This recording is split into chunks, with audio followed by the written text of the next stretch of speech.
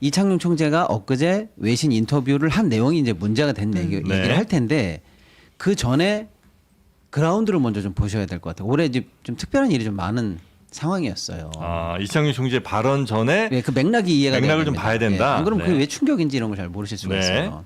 작년 요맘때예요. 우리가 이제 뭐 3년 내리 경제 성장률이 추락하고 있었고 뭐 내수도 최악이고 맞습니다. 그런데 뭐 확장적 재정 정책 같은 것도 잘 안 나오고 그래서 한국은행이 아예 이런 말씀 좀 그렇긴 합니다만 내가 한국 경제 하드캐리 할게. 내가 목줄을 잡고 먼저 끌고 간다. 아, 네, 진짜로. 목줄 잡고 간다. 예, 예. 예. 당국의 이 재정 정책을 기다리기 전에 내가 먼저 선언한다 이러면서 저금리를 선언했습니다. 네. 내가 금리 내려서 돈 풀 테니까 경기 살려야 돼. 안 그러면 우리 다 죽어. 이 선언을 공식적으로 했어요. 작년 예, 요맘때부터. 예. 예. 그러면 이제 우리가 믿는 거죠. 그래? 한국은행이 금리를 이제 앞으로 쭉 내린다는 거야? 그러면 채권이 어떻게 돼요? 비싸지겠지. 네. 금리 내려가니까 그죠? 예. 그러면 그거를 믿고 연초 그 이제 작년 요맘때라는 게 중요해요. 그러니까 요맘때가 2025년을 계획하는 때잖아요. 그러니까 채권은 다 큰 손들이 하는 네. 시장이니까 걔네들이 쭉쭉쭉 해서 계획을 다 세워놨습니다. 큰 자금들을. 그래? 그럼 채권값 무조건 올라가겠네. 우리 그러면 사자. 지금이 저점이다 오히려 풀베팅이야 이러고 사기를 시작했어요. 그게 1년이 흘러가는 거예요. 네. 그런데 이제 중간에 약간의 사정 변경이 생깁니다. 이제 계엄이 터졌고 또 계엄이 빠른 시간 내에 일단 극복이 됐고 네. 그러다 보니까 내수가 계속 침체되고 막 쓰러질 것 같은데 민생회복지원금 이런 걸 통해서 어쨌거나 소비 심리도 많이 회복이 되는 중이고 경제 성장률도 계속 급전직하였는데 네. 지난 3분기 기억하실 거예요. 1.2 깜짝. 생각보다 서프라이즈가 나오고. 서프라이즈 나오고 경상수지도 좋아지고 있고. 아, 그러니까 금리 인하하기가 애매한 상황이 된 거군요. 그러니까 지금 다 같이 금리 인하한다, 안전벨트 매 내려간다 이렇게 선언을 했는데 네. 연중부터는 그 정도까지 계속 내려가다가는 안 될 것 같은데 이런 상황 변경이 온 거예요. 그런데 채권은 약간 항공모함 같은 겁니다. 방향 전환이 너무 힘들어. 그렇죠. 한 방에 급변심이 어려워요. 예. 그래서 이제 계속 지금 최근에 동결 해오고 있는 중이에요. 예. 그럼에도 불구하고 시장은 원래 맞춰놓은 관성을 어떻게 계속 가져가 말어. 계속 관심이 있었던 거예요. 그런데 아직 바꿀 때는 아니야라고 업계 스스로도 믿었고 네. 계속 애널리스트 분석, 매크로 분석도 다 그래 올리는 건 당연히 이건 상상 범위에 없었고 동결하다가 연말에 한번 내려주겠지. 아니야 상반기 첫 번째부터 내려줄 거야 해서 그 큰 기조를 바꾸지는 않고 계속 그나마 유지하고 인하 시점만 딜레이 된다는 걸로 합의를 하고 있는 상황이었어요. 네. 요 상황만으로도 근데 힘들어요. 왜냐? 채권값이 올라갈 줄 알았는데 올라가지 않았잖아요. 계속 동결했잖아요. 그래서 네. 잘은 모르겠습니다만은 채권에 걸려 있는 수많은 자금들이 지금 다 손실 구간에 걸려 있어요. 그렇죠. 그래가지고 심지어는 그 중요한 뭐 스타급 뭐 매니저들이든지 이런 걸 운영하는 사람들이 지금 다 집에 갈 채비를 하고 있습니다. 잘리기 직전. 아니, 농담이 아니고 진짜로. 아, 그래요? 예. 성과급은 고사하고 너 이 손실 어떻게 할 거야? 네네. 어마어마한 사실은 지금 현재 금융시장 내에서 이 채권 시장이 지금 현재 불안하고 위험하고 그게 지금까지 온 요런 상황이고 상황이었어요. 배경이고 예, 그래서 제발 부탁이니까 네. 내년 초에 한번 내려줄 거지. 라고 시장은 엄청 믿고 기대하고 있는 상황에서 있는데. 예. 예고도 없는 뜬금없는 이벤트가 벌어졌는데 그게 바로 이창용 총재의 외신 인터뷰예요. 네, 그 발언을 제가 소개를 할게요. 네. 그러니까 이제 공식 입장은 네. 완화적인 통화 정책을 유지하는 건데 음. 보통 이제 대 뒤에가 이제 중요하잖아요. 금리 인하의 폭과 시점 혹은 정책 방향의 변경이 있을지는 앞으로 나올 데이터에 달려 있다. 아, 정확한 워딩이 공식 입장은 완화적 통화 정책을 유지한다는 것. 그러니까 금리 인하 쪽으로 간다는 것인데 네. 금리 인하의 폭과 시점이나 혹은 정책 방향의 변경. 네. 요게 이제 중요한 핵심 그렇죠. 워딩인 그러니까 거죠. 나 아직 그렇죠. 인하 기조는 있다. 오케이. 그러나 그건 당연한 얘기고. 그다음에 데이터 보고 결정할 거야. 네. 당연한 얘기야. 네. 근데 그 사이에 걸려 있는 단어 정책 방향의 변경. 방향 변경. 요거는 이제 금리 인하가 아니라 예. 어쩌면 인상. 이게 영어로 change of direction이에요. 예. 이렇게 얘기를 했어요. 음. 이거는 데이터 보고 언젠가 그럼 방향 결정하는 거 아니야? 이런 평문이 아닙니다. 네. 이 말은 채권 시장에서는 인하 기조의 전환, 피봇. 그래서 인상으로의 기조 대전환도 가능하다는 해석. 이 가능한 용어예요 이게. 보통 이제 중앙은행 총재들의 그런 발언 한마디가 그럼요. 다 해석들이 이제 있잖아요. 당연하죠. 예. 그래서 요런 단어는 무조건 이 단어는 그 단어입니다. 아. 이 단어는 그 단어예요. 그러니까 그래서 난리가 난 거군요. 난리가 난 거죠. 근데 이 사람이 죄송해요. 이창용 총재가 누구냐면 역대 총재 오늘 중에서 전쟁이야. 플러스 마이너스 뭐 여러 가지 장점도 있고 단점도 있고 인기 뭐 많지 않았어요? 그럼에도 불구하고 누구나 다 좋게 평가하는 게 뭐냐면 정말로 소통을 잘해요. 네. 기자간담회도 잘 이끌고 있고 과감한 얘기도 잘 하면서 잘 해요. 그 소통에 관한 줄타기를. 네. 그런 분이기 때문에 이 용어가 의미하는 바가 뭔지를 누구보다 잘 아는 사람이라는 거예요. 그러니까 시장은 그분이 이 용어를 썼기 때문에 이건 그거다라고 해석을 한 거예요. 네, 그렇겠죠. 근데 문제는 사실 한국은행 총재가 인터뷰 같은 것도 수시로 하는 것도 사실 바람직하지 않아요. 정말로. 근데 좀 자주 하는 편이었지. 아니 근데 그런 걸 안 해야 돼요 원래는. 근데 하는 것도 웃기는데 외국에 가서 외신하고 먼저 했어요. 아. 그래서 우리 시장에서는 평시였는데 네. 갑자기 외인들이 투매가 나오기 시작해요. 아, 그래요. 그래서 외신이라든지 외국 기관들이 먼저 알고 던지기 시작했습니다. 아, 그러니까 그건 좀 짜증나요. 짜증나죠. 그래서 네. 뭔 일이야라고 한 1시간 동안에 삽시간에 투매를 두드려 맞았는데 그때 올라간 금리 BP가 최대 14bp까지 올랐어요. 14bp면 0.14% 포인트. 그렇습니다. 어마어마한 거죠. 아, 그치. 금리 채권 시장에서는 이거 이 정도 갑자기 올라가면 뭐 난리죠, 난리. 난립니다. 이거는. 네. 예. 그러니까 대폭락과 투매를 맞았다 이렇게 보시면 돼요. 주식시장 그냥 하한가 막 이렇게 막 나오는 우리 것 같아요. 4천 뭐 한 200 가다가 하루에 3,800까지 내려간 적 있잖아요. 그거보다 더 심하면 심했지 적지 않은 수준에. 그렇죠. 투매가 우리가 이제 나왔어요. 채권 투자를 안 하니까 이제 예. 감이 좀 없을 네. 수는 있는데. 그래서 이제 국내 플레이어들은 뭔 일인지를 확인하느라고 30분에서 1시간이 허비됐고요. 네. 그 상황에서 이제 난리가 나니까 마지막에 결국 장 막판에 이제 소방수들이 출동을 합니다. 네. 기재부가 걱정하지 마. 우리도 모니터링 하고 있어. 한국은행이 일으킨 불 우리도 끌 준비하고 있어라고 개입 여지를 주고 네. 심지어는 부총재 보 한국은행 고위 담당자죠. 네. 부총재보가 직접 나타나서 우리가 금리 인상을 말하는 게 아니다. 그렇게 해석하지 마라라고 못을 박아줬어요. 네. 그래서 겨우 14bp 올라간 게 0.9로 마감했습니다. 아. 그러니까 그날 사고 친 거에 3분의 1 정도만 되돌리는 선에서 마감이 됐어요. 아, 그래요. 하루에 사실상 그러니까 1bp 정도는 총재의 말 한마디로 시장에 파문을 던졌다. 이렇게 보는 거죠.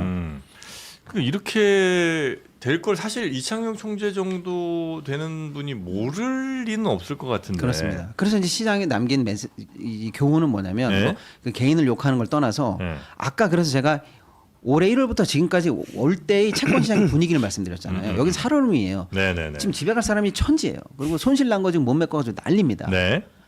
여기 안에 수많은 공공자금도 들어있어요. 왜냐면 우리 큰 자금들은 다 채권으로 먼저 그렇죠, 움직이니까요. 그렇죠. 나라 돈도 다 여기 걸려 있거든요.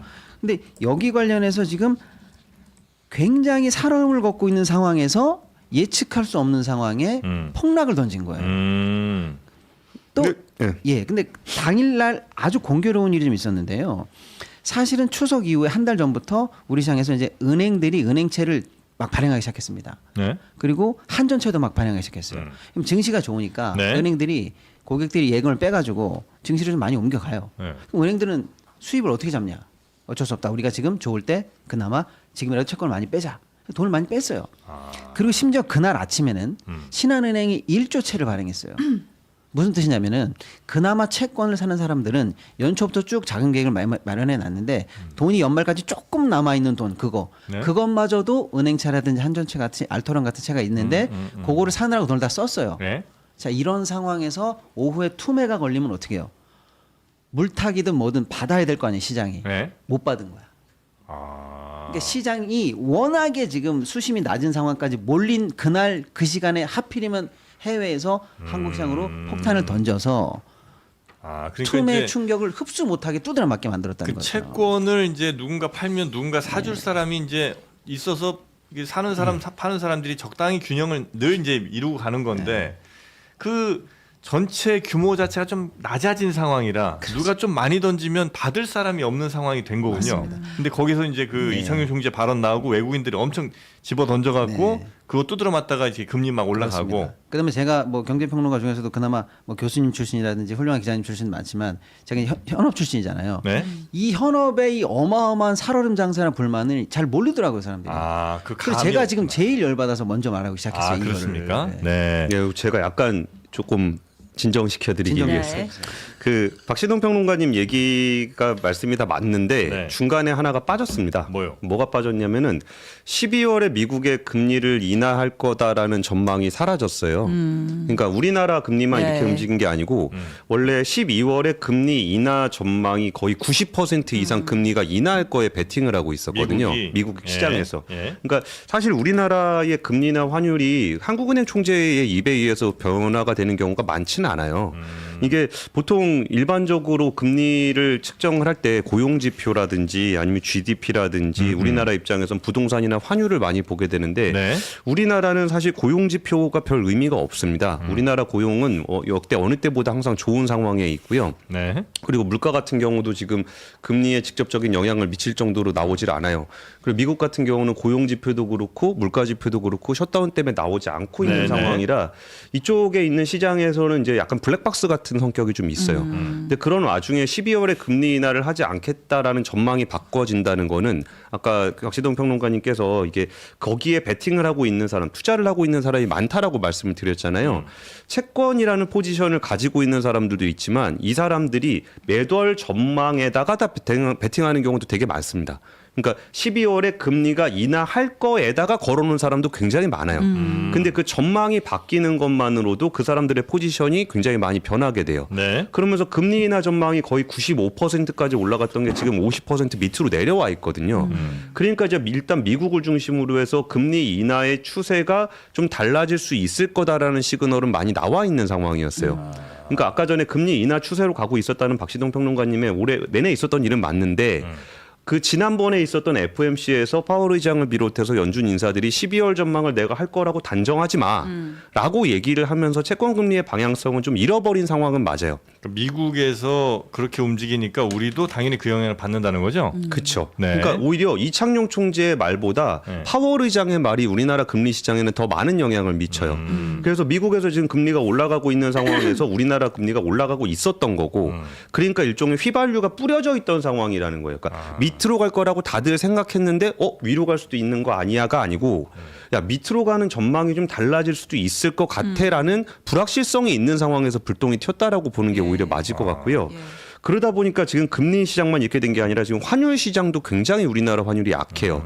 그럼 이게 왜 약하냐라고 했을 때 미국이 금리를 인하할 거다라는 전망이 있는 상황에서는 그나마 버티던 분이 미국이 금리를 인하를 안 한대. 그럼 우리나라는 금리 스프레드가 더 벌어질 수 있어. 그러면서 우리나라 환율이 굉장히 약해졌었고 여기에 더해서 상대적으로 우리나라 환율이 더 약했던 거는 지금 일본이 그 사나이 총리가 네. 굉장히 완화적인 정책에 대한 이야기들을 하면서 엔화가 우리나라 원화보다 지금 더 약한 상황이에요. 네네네. 그리고 좀 중국이랑 지금 말싸움하고 있는 네. 뉴스를 이따 네. 하게 될지는 모르겠으나 중국이랑 막 신나게 말싸움하고 네네네네네. 있고 그러면서 엔화하고 원화가 있으면은 외국인 투자자들 입장에서는 엔 쪽으로 투자를 많이 합니다. 거긴 기축통화니까. 네. 원화는 엔화하고 비슷하게 움직이는 통화라 그래서 이른바 프록시 통화라고 불러요. 네. 그러니까 외국인 투자자들이 이쪽 일본과 한국에 대한 매도가 있었던 것도 이미 연준에서 시작돼서 엔화로 거쳐오는 과정이 기존에 깔려 있었습니다.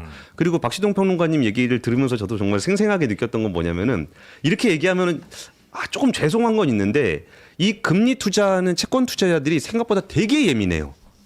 정말 그렇겠죠. 예. 정말 그 작은 지표 하나에도 정말 세상 무너질 것처럼 이렇게 무너지다가 네. 또 이게 또 돌아서면 굉장히 세상 좋아진 것처럼 막 그래요. 워낙 작은 숫자에 흔들리니까. 그죠. 예. 그리고 나면은 이게 채권이 아까 말씀드렸 박 평론가님이 말씀드린 뿌리가 되거든요. 예. 그럼 여기서 코스피가 4,200까지 막 치고 올라가다 이게 왜 내려왔냐? 그게 이창용 총재 말 때문에 내려온 건 아닐 거 아니에요. 그러니까 기존의 채권 금리나 채권 상황에서의 흔들림이 좀 있었고 그러면서 미국의 AI 버블론 같이 증시를 누르는 게 있었고 거기에 여파를 한국이 같이 맞은 거거든요. 아니, 이창용 총재가 이 발언을 한 직후에 외국인 투자자들이 투매한 것까지는 팩트예요. 그렇습니다. 그러면 이창용 총재의 이 발언은 매우 실언 정도예요? 아니면 뭔가 의도를 갖고 한 발언이에요? 결론은 시장이 이제 막 이제 또 해석하잖아요. 네? 아까 말씀드린 것처럼 이걸 모를 사람이 아닌데. 그렇죠. 그러니까 이거는 실언이 아닐 수도 있다. 막 이제 이런 해석까지 하는 거예요. 네? 그럼 뭐냐? 복심의 일부가 나온 거 아니냐. 그것도 근데 예기치 못한 시점에 예기치 못한 멘트가 나온 거죠. 근데 그 복심은 뭐냐? 결국에는 100번 양보해도 아까 말씀드린 것처럼 그래도 내년엔 한 번은 내려줄 거지라는 희망이 그래도 대세였는데 적어도 인하는 끝났다. 그렇게 인상을 말하는 사람이 복심이 있으니 네. 인하는 얘기하지도 마. 이제 이렇게 해석이 됐다는 해석이 거죠. 되니까 네. 그렇게 보는 거죠. 그러니까 네. 이제 먼저 던진 외국인들이 오히려 위너가 된 거고 그걸 이제 근데 이제 엄밀히 말하면 이런 거예요. 어느 정도의 지금 현재 레벨이었냐면 네. 사실은 아까 제가 말씀드린 것처럼 내려갈 거라고 생각하고 배팅이 됐는데 경기가 계속 좋아지면서 금리가 위로 갔다 붙는 상황이었는데 어느 정도로 사실 이제 이 기준금리랑 시중금리랑 차이가 많이 났냐면 네. 한 번 정도 이미 인상한 거랑 같은 레벨에 지금 현재 시장 금리가 가 있어요. 예. 이미 거의 인상한 것 같은 효과를 지금 보고 있다는 거죠. 그거는 그런 단계에 있어요 지금 시장. 인하에 대한 기대가 사라지면서 그렇게 된 건가요? 근데 이제 그게 예. 계속 된다라고 하면 손실이 확정되는 거잖아요. 예. 그러니까 한 번은 내려줘야 된다. 막 이런 기대도 있고 이걸 우리가 받아들여야 되냐 말아야 되냐 이렇게 시선이 교차하고 있는 중이었는데 예. 적어도 이게 이제 수정되려면 예. 시장에서 준비하거나 시장 내에서의 방법으로 조정이 됐어야 되는데 준비되지 않은 시점에서 거칠게 총재가 인터뷰라는 비공식적인 루트를 통해서 여기에 충격을 줘서 야 인하는 끝났어 이렇게 지금 만들어 버리니까 받아들일 수 없는 상황에서 그것도 충격이 외국 더 언론과 인터뷰를 더 통해서. 커졌다 이렇게 볼 수가 있는 거고요. 이제 이렇게 되니까 이 발언이 옳았다라는 또 찬성론도 막 나와요. 예를 들면 이런 거지. 야 방금 이제 이 공 기자님 말씀처럼 미국이 어차피 금리를 지금 봐서는 뭐 연내 뭐 못 내릴 가능성도 있어. 오늘 기준으로 반반이거든요. 어쨌거나 뭐 예전처럼 드라마틱하게 내려가지는 않을 거야라는 걸 네. 우리가 예상했잖아. 그런데 환율이 지금 이 지경이잖아. 그럼 어떻게 막을 거야? 결국은 한미 금리 차 정도는 맞춰줘야 이제 줄여져 줘야 그래도 환율도 도움이 될 거 아니야. 근데 우리가 계속 내릴 수 있어? 안 되지. 라고 하는 사람들 입장에서는 저 얘기를 했기 때문에 오히려 환율이 도움이 되는 거라고 이렇게 해석하는 사람도 네네네. 있어요. 네, 근데 반대로 그날 투매와 폭락이 나와서 네. 그 자금이 그날 환율에 영향을 줬어요. 그러니까 그런 의도가 있다 하더라도 이건 잘못된 방식으로 해서 효과를 다 말아먹었다. 네네. 이렇게 보는 거죠. 박평론가님 그렇게 이제 판단을 평가를